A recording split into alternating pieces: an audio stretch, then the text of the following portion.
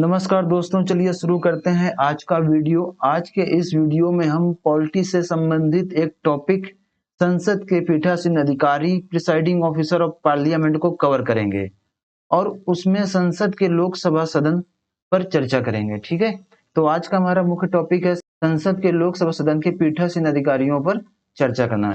और अब जैसे कि सब जानते हैं कि अभी हाल ही में 18वीं लोकसभा के लिए हुए आम चुनाव संपन्न हुए और नवनिर्वाचित सांसदों से 18वीं लोकसभा का गठन हुआ। अब लोकसभा के गठन के बाद बारी आती है लोकसभा के पीठासीन अधिकारियों की नियुक्ति की। ठीक है, तो लोकसभा के पीठासीन अधिकारियों में अध्यक्ष, स्पीकर व डिप्टी स्पीकर आपको देखने को मिलेंगे। ठीक है, मतलब कि जो लोकसभा के पीठासीन अधिकारी होंगे उसमें अध्यक्ष, स्पीकर और डिप्टी स्पीकर या उपाध्यक्ष आते हैं। जबकि राज्यसभा की बात करेंगे तो राज्यसभा के पीठासीन अधिकारियों में सभापति, चेयरमैन, ठीक है, चेयरमैन और उप सभापति यानी कि डिप्टी चेयरमैन आपको देखने को मिलेंगे। आज के इस वीडियो में हम लोकसभा के अध्यक्ष व उपाध्यक्ष पर चर्चा करेंगे। राज्यसभा के पीठासीन अधिकारियों पर चर्चा हम किसी और अन्य वीडियो में करेंगे। ठीक है, आज के इस वीडियो में हम लोकसभा के अध्यक्ष व उपाध्यक्ष पर चर्चा करेंगे। साथ ही यह भी देखेंगे कि उपाध्यक्ष का पद अध्यक्ष के पद से किस प्रकार समानता या भिन्नता रखता है और उपाध्यक्ष या डिप्टी स्पीकर का पद इतना महत्वपूर्ण क्यों है। इसके लिए विपक्षी दल इस पद पर किसी विपक्षी दल के सांसद की नियुक्ति चाहते हैं। तो बने रहिए वीडियो के अंत तक और शुरू करते हैं आज का टॉपिक। आज के इस वीडियो में हम सबसे पहले लोकसभा अध्यक्ष की बात करेंगे, साथ ही साथ लोकसभा के उपाध्यक्ष पर भी बात करते जाएंगे। दोनों को एक साथ लेकर चलेंगे और उनको कंपेयर करते रहेंगे। तो सबसे पहले हम बात करते हैं लोकसभा के अध्यक्ष के निर्वाचन की। लोकसभा के अध्यक्ष का निर्वाचन या इलेक्शन कैसे होता है। ठीक है, पर यह बात ध्यान रखिएगा कि लोकसभा के अध्यक्ष का निर्वाचन होता है। ठीक है, क्या होता है? निर्वाचन होता है, इलेक्शन होता है, ना कि नॉमिनेशन या फिर सिलेक्शन। ठीक है, यहाँ पर यह ध्यान रखिएगा कि लोकसभा अध्यक्ष का इलेक्शन होता है, नॉमिनेशन या सिलेक्शन नहीं होता है। तो बात करते हैं कि लोकसभा के अध्यक्ष का निर्वाचन कैसे होता है। तो लोकसभा के अध्यक्ष का निर्वाचन लोकसभा की पहली बैठक के पश्चात उपस्थित सदस्यों के बीच से होता है।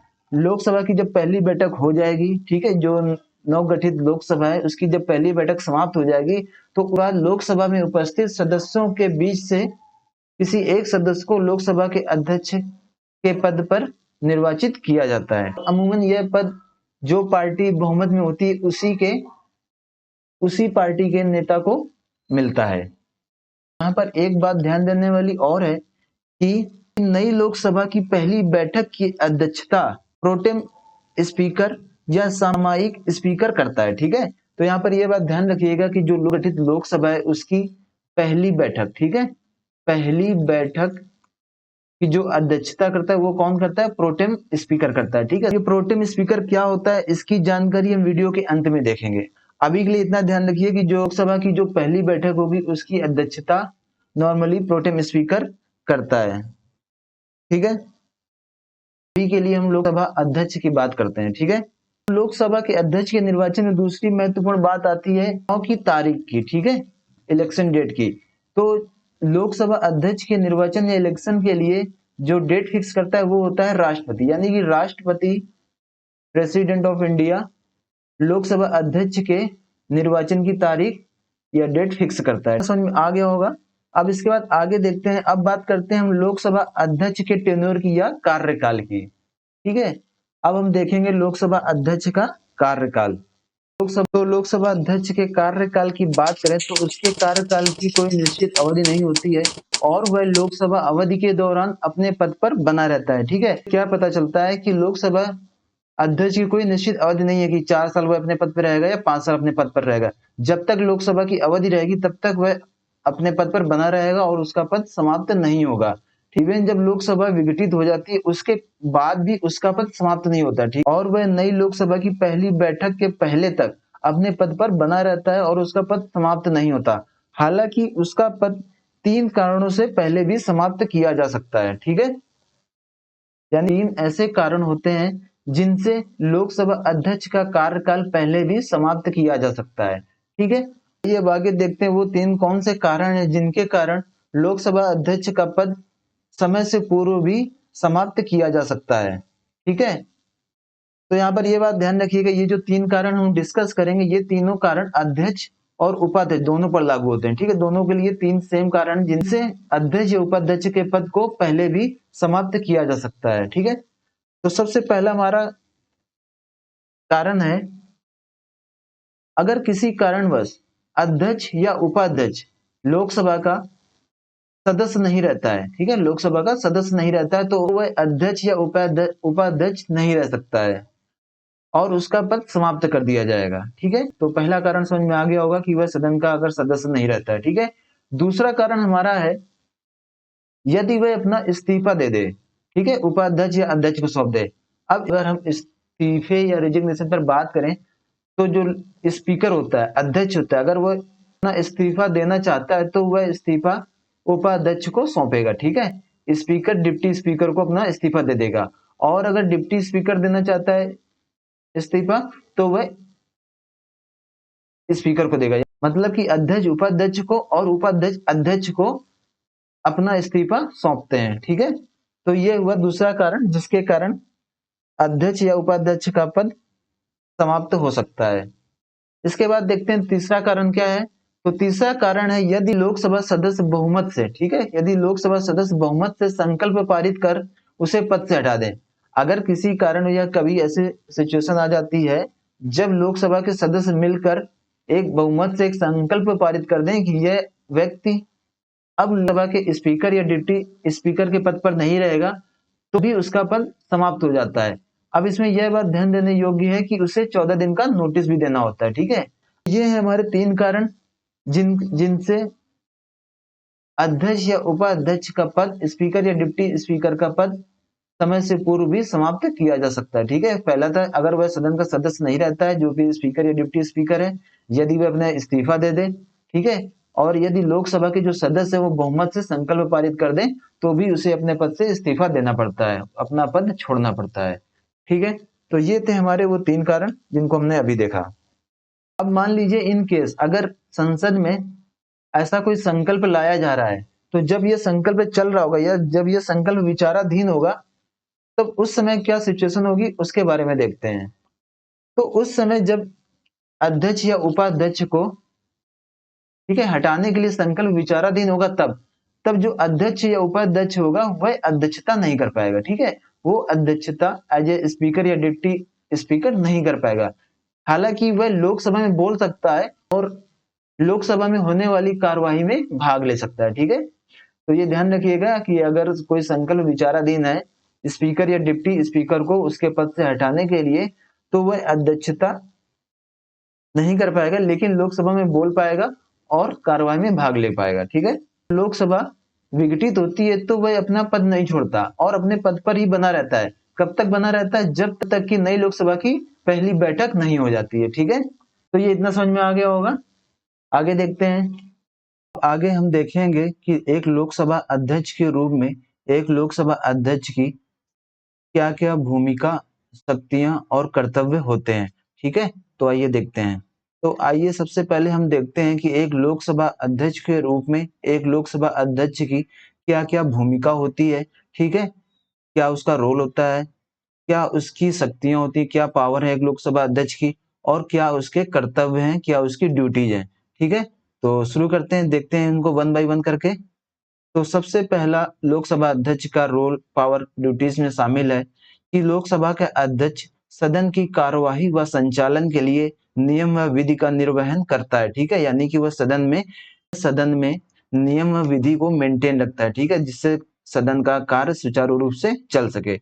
इसके बाद उसका दूसरा कर्तव्य होता है कि वह भारत के संविधान, लोकसभा की प्रक्रिया व कार्य संचालन, नियम व संसदीय पूर्व उदाहरणों का अंतिम व्याख्याकार के रूप में भी कार्य करता है। इसके बाद देखते हैं उसका अगला कार्य क्या है।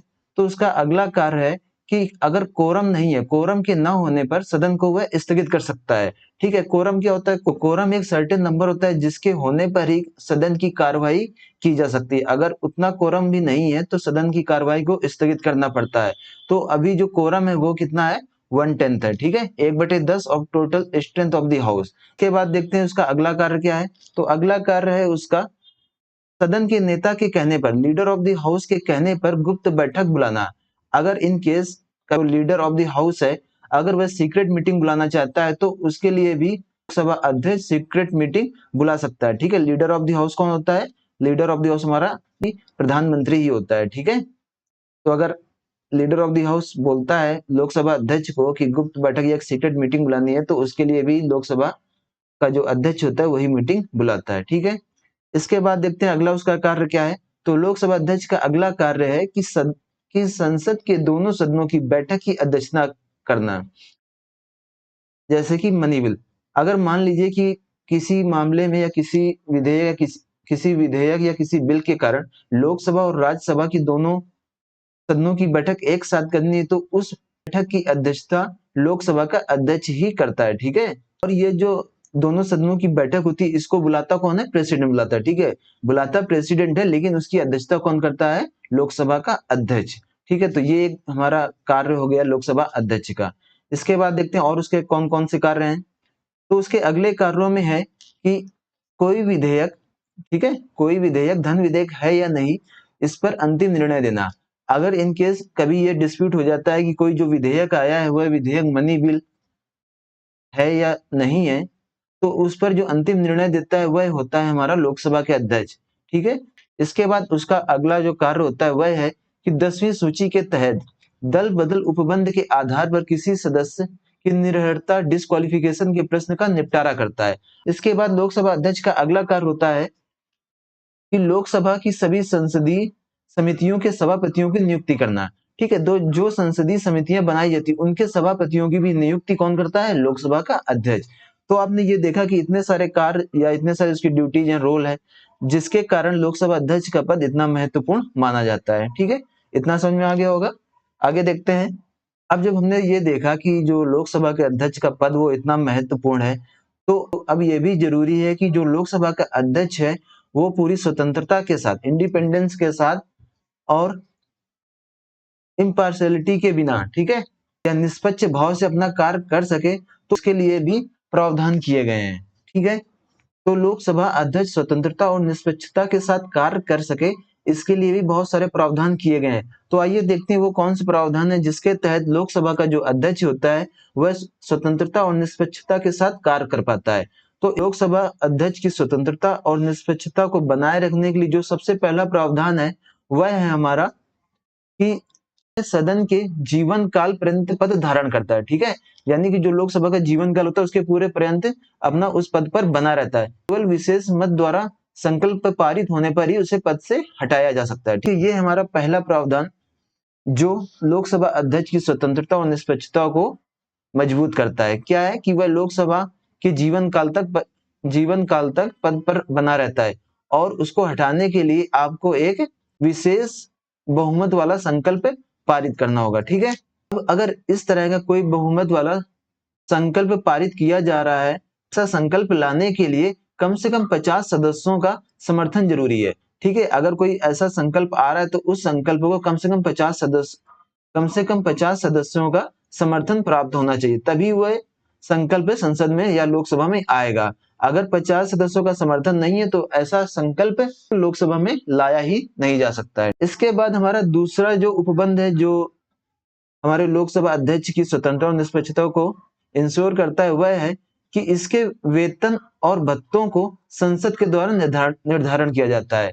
यानी कि जो इसका वेतन या भत्ते होते हैं वो संसद के द्वारा फिक्स किए जाते हैं। इसके बाद तीसरा जो है कि उसके कार्यों व आचरण की ना तो चर्चा की जा सकती है और ना ही आलोचना की जा सकती है। इसके बाद देखते हैं अगला उपबंध कौन सा है। तो अगला उपबंध है हमारा सदन की प्रक्रिया को विनियमित व व्यवस्थित रखने की शक्ति का न्यायालय के अधिकार क्षेत्र से बाहर होना। इसके बाद देखते हैं अगला उपबंध कौन सा है। तो अगला उपबंध है निर्णायक मत देने का अधिकार। तो जो लोकसभा का अध्यक्ष या उपाध्यक्ष होता है उनको निर्णायक मत देने का भी अधिकार होता है। मतलब कि जो फर्स्ट इंस्टेंस में लोकसभा के अध्यक्ष या उपाध्यक्ष मत का प्रयोग नहीं करते हैं, लेकिन इन केस अगर किसी विधेयक या किसी अन्य मामले में पक्ष और विपक्ष में बराबर मत पड़ते हैं तो उस केस में लोकसभा अध्यक्ष या उपाध्यक्ष को निर्णायक मत देने का अधिकार होता है। ठीक है, अगला उपबंध है जो लोकसभा अध्यक्ष की स्वतंत्रता व निष्पक्षता को सुनिश्चित करता है, वह है उसका वरीयता सूची में मुख्य न्यायाधीश के साथ 7वें स्थान पर होना। ठीक है, तो जो आप हायरार्की देखेंगे तो उसमें वह मुख्य न्यायाधीश के साथ 7वें स्थान पर होता है, यानी कि वह सभी कैबिनेट मंत्रियों से ऊपर होता है। ठीक है, तो ये हैं सारे उपबंध जो लोकसभा अध्यक्ष या उपाध्यक्ष की स्वतंत्रता व निष्पक्षता को इंश्योर करते हैं ताकि वह निष्पक्ष तरीके से काम कर सके। ठीक है, ब्रिटेन में अध्यक्ष को अपने दल से त्यागपत्र देना पड़ता है जिससे वह राजनीतिक रूप से निष्पक्ष रहता है। जैसे कि भारत में जो हमारा लोकसभा का जो अध्यक्ष बनता है उसे अपने राजनीतिक दल से त्यागपत्र नहीं देना होता है, लेकिन ब्रिटेन में क्या है कि अध्यक्ष को अपने दल से त्यागपत्र देना पड़ेगा, यानी कि वह जिस दल से होगा उस दल से उसको त्यागपत्र देना पड़ता है। लेकिन भारत में, इंडिया में ऐसा नहीं है, लोकसभा अध्यक्ष अपने दल से त्यागपत्र नहीं देता है। ठीक है, तो ये था हमारा लोकसभा अध्यक्ष जिसके बारे में हमने अभी देखा। ठीक है, आई होप समझ में आया होगा। आइए अब हम थोड़ा सा देख लेते हैं लोकसभा उपाध्यक्ष का पद। ठीक है, और यह भी जानने की कोशिश करते हैं कि लोकसभा के उपाध्यक्ष या डिप्टी स्पीकर का पद भी इतना महत्वपूर्ण क्यों होता है, जिसके लिए विपक्ष उस पर किसी विपक्षी दल के नेता को उस पद पर बैठाना चाहता है। ठीक है, तो आइए शुरू करते हैं लोकसभा के उपाध्यक्ष या डिप्टी स्पीकर से। तो आइए देखते हैं कि लोकसभा उपाध्यक्ष या डिप्टी स्पीकर का पद इतना महत्वपूर्ण क्यों है। ठीक है, वो कौन से कारण है जो लोकसभा के उपाध्यक्ष डिप्टी स्पीकर के पद को इतना महत्वपूर्ण बनाते हैं। ठीक है, इसमें सबसे पहला जो कारण है कि अध्यक्ष का पद रिक्त होने पर अध्यक्ष के कार्यों को करता है। अगर मान लीजिए कि किसी वजह से अध्यक्ष उपस्थित नहीं है, ठीक है, या उसका पद रिक्त है, ठीक है, या उसका इलेक्शन नहीं हो पा रहा है, तो उस अध्यक्ष के सारे कार्यों को कौन करता है? उपाध्यक्ष करता है। ठीक, इसके बाद देखते हैं दूसरा कारण क्या है। तो दूसरा कारण है हमारा कि सदन की बैठक, ठीक है, कि सदन की बैठक में अध्यक्ष की अनुपस्थिति की दशा में उपाध्यक्ष अध्यक्ष के तौर पर काम करता है। तो ये है हमारा दूसरा कारण कि अगर सदन की बैठक हो रही है और लोकसभा अध्यक्ष अनुपस्थित है तो उस केस में जो उपाध्यक्ष होगा, जो डिप्टी स्पीकर होगा, वह अध्यक्ष के तौर के रूप में काम करता है। ठीक है, तो ये समझ में आ गया होगा। इसके बाद देखते हैं अगला उपबंध कौन सा है जो उसके पद को इतना महत्वपूर्ण बनाता है। तो अगला कारण है कि संसद के दोनों सदनों की संयुक्त बैठक में अध्यक्ष की अनुपस्थिति में अध्यक्ष पीठासीन, उपाध्यक्ष पीठासीन होता है। फिर से वही बात है कि अगर कि संसद के दोनों सदनों की संयुक्त बैठक हो रही है और अध्यक्ष अनुपस्थित है तो उन दोनों सदनों की संयुक्त बैठक की अध्यक्षता कौन करता है? Deputy speaker. ठीक है, उपाध्यक्ष। तो देखा ना कि ये कितना महत्वपूर्ण पद हो जाता है अगर अध्यक्ष उपस्थित या उसका पद रिक्त है। तो इसके बाद देखते हैं अगला कौन सा कारण है।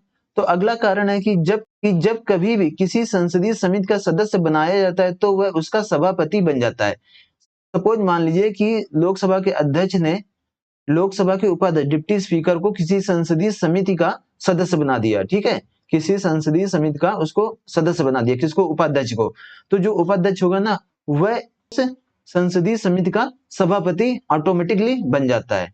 ठीक है, तो ये ध्यान रखिएगा कि जब कभी भी उपाध्यक्ष या डिप्टी स्पीकर किसी संसदीय समिति का सदस्य बनाया जाता है तो वह उसका सभापति बन जाता है। इसके बाद देखते हैं अगला कौन सा कारण है। तो अगला कारण है कि उपाध्यक्ष अध्यक्ष के अधीनस्थ नहीं होता। ठीक है, यानी कि जो डिप्टी स्पीकर होता है वो स्पीकर के अधीनस्थ या सबऑर्डिनेट नहीं होता है, वह डायरेक्टली या प्रत्यक्ष रूप से संसद के प्रति उत्तरदायी होता है। तो ये समझ में आ गया होगा कि ये सारे कारण हैं जिनके कारण लोकसभा उपाध्यक्ष का पद इतना महत्वपूर्ण होता है और जिस पर विपक्षी पार्टी से किसी सदस्य को इस पर नियुक्त करना या इलेक्ट करना चाहते हैं। ठीक है, तो ये समझ में आ गया होगा। इसके बाद थोड़ा सा और देख लेते हैं। तो अध्यक्ष व उपाध्यक्ष से संबंधित अन्य महत्वपूर्ण तथ्य तो देखते हैं क्या है। तो 10वीं लोकसभा तक अध्यक्ष व उपाध्यक्ष अमूमन सत्ताधारी दल के होते थे, यानी कि जो 10वीं लोकसभा थी उस टाइम तक जो अध्यक्ष या उपाध्यक्ष स्पीकर और डिप्टी स्पीकर होते थे वो दोनों ही सत्ताधारी दल के होते थे। ठीक है, 10वीं लोकसभा तक। लेकिन 11वीं लोकसभा से इस पर सहमति हुई कि जो अध्यक्ष होगा ना वह सत्ताधारी दल का होगा और जो उपाध्यक्ष हो वह मुख्य विपक्षी दल से हो। ठीक है, इसके बाद देखते हैं कि जो अध्यक्ष या उपाध्यक्ष पद धारण करते समय कोई अलग शपथ या प्रतिज्ञा नहीं लेते हैं। ठीक है, यानी कि जब कोई सांसद अध्यक्ष या उपाध्यक्ष का पद धारण करेगा तो इसके लिए कोई अलग से शपथ या प्रतिज्ञा नहीं लेता है। क्यों? क्योंकि वो ऑलरेडी जब लोकसभा का सांसद चुना जाता है तो उसमें शपथ ले चुका होता है। ठीक है, तो इसलिए वह अध्यक्ष या उपाध्यक्ष के पद पर या पद धारण करते समय कोई अलग से शपथ या प्रतिज्ञा नहीं लेता है। ठीक है, ये बात थी हमारी लोकसभा के स्पीकर और डिप्टी स्पीकर को लेके। आइए हम थोड़ा सा ये भी देख लेते हैं कि स्वतंत्रता पूर्व इन दोनों पदों की क्या स्थिति थी। ठीक है, तो आजादी से पूर्व अध्यक्ष व उपाध्यक्ष पद की स्थिति क्या थी। तो देखते हैं, तो अध्यक्ष व उपाध्यक्ष संस्था का उद्भव कब हुआ था? भारत सरकार अधिनियम 1919 के उपबंध के तहत 1921 में हुआ। ठीक है, यानी कि जो भारत सरकार अधिनियम था 1919, उसके उपबंध के तहत 1921 में अध्यक्ष और उपाध्यक्ष संस्था का उद्भव भारत में हुआ। ठीक है, और उस समय अध्यक्ष और उपाध्यक्ष को क्रमशः प्रेसिडेंट और डिप्टी प्रेसिडेंट बोला जाता था। क्या बोला जाता था? प्रेसिडेंट अध्यक्ष को और उपाध्यक्ष को डिप्टी प्रेसिडेंट। ठीक है, इसके बाद भारत सरकार अधिनियम 1935 आया। भारत सरकार अधिनियम 1935 के तहत प्रेसिडेंट और डिप्टी प्रेसिडेंट को क्रमशः अध्यक्ष और उपाध्यक्ष बोला जाने लगा। अब जीवी मौलंकर, ठीक है, ये हमारे पहले अध्यक्ष थे और अनंत सायानाम आयंगर ये हमारे पहले उपाध्यक्ष थे लोकसभा के। अब जैसे कि हमने स्लाइड की शुरुआत में बात किया था प्रोटेम स्पीकर के बारे में, तो हम थोड़ा सा प्रोटेम स्पीकर के बारे में देख लेते हैं। ठीक है, तो क्या है प्रोटेम स्पीकर या सामयिक अध्यक्ष? जो प्रोटेम स्पीकर होता है ना, वह जो नई लोकसभा गठित होती है उसकी जो पहली बैठक होती है ना, उसकी अध्यक्षता करता है। ठीक है, अब इस प्रोटेम स्पीकर की नियुक्ति कौन करता है? राष्ट्रपति करता है। ठीक है, इस प्रोटेम स्पीकर की नियुक्ति कौन करेगा? राष्ट्रपति करेगा। और कहां से करेगा? वह लोकसभा के एक सदस्य को सामयिक अध्यक्ष के रूप में चुन लेता है। ठीक है, और जनरली ये जो प्रोटेम स्पीकर जिसको चुना जाता है वह सदन का वरिष्ठ सांसद होता है। जैसे कि यहाँ पर लिखा भी गया है कि लोकसभा के वरिष्ठ सदस्य को एज ए प्रोटेम स्पीकर एक अध्यक्ष चुना जाता है। अब इसको शपथ कौन दिलाता है? प्रोटेम स्पीकर को, तो इसको शपथ दिलाता है राष्ट्रपति। ठीक है, अब ये जो प्रोटेम स्पीकर होता है इसको स्थायी अध्यक्ष के समान ही सारी शक्तियां मिलती हैं। जैसे कि हमने पहले ही बात की थी कि यह नई लोकसभा की पहली बैठक में पीठासीन अधिकारी होता है। ठीक है, जो हमारी नई लोकसभा गठित होती है उसकी जो पहली बैठक होती है उसका यह पीठासीन अधिकारी होता है। अब इसका प्रमुख कर्तव्य क्या होता है? इसका प्रमुख कर्तव्य होता है कि जो नए सदस्य आए ना संसद में, लोकसभा में चुनकर, उन सारे सदस्यों को शपथ दिलवाना। ठीक है, तो इसका मेन काम यही होता है कि जो नए सदस्य संसद में आए हैं, लोकसभा में आए हैं, उन सारे सदस्यों को शपथ दिलवाना। ठीक है, जैसे ही लोकसभा के नए अध्यक्ष का चुनाव हो जाता है वैसे ही प्रोटेम स्पीकर का जो पद होता है वह खुद ही समाप्त हो जाता है। ठीक है, जिससे क्या पता चलता है कि यह जो पद होता है वह अल्पकालीन होता है। ठीक है, तो ये था हमारा प्रोटेम स्पीकर जिसके बारे में हमने देखा। आई होप समझ में आ गया होगा। तो ये था हमारा आज का वीडियो जिसमें हमने speaker, deputy speaker, pro tem speaker के बारे में बात की। आशा करता हूं समझ में आया होगा। मिलते हैं अगले किसी और वीडियो में किसी और टॉपिक के साथ। तब तक के लिए धन्यवाद।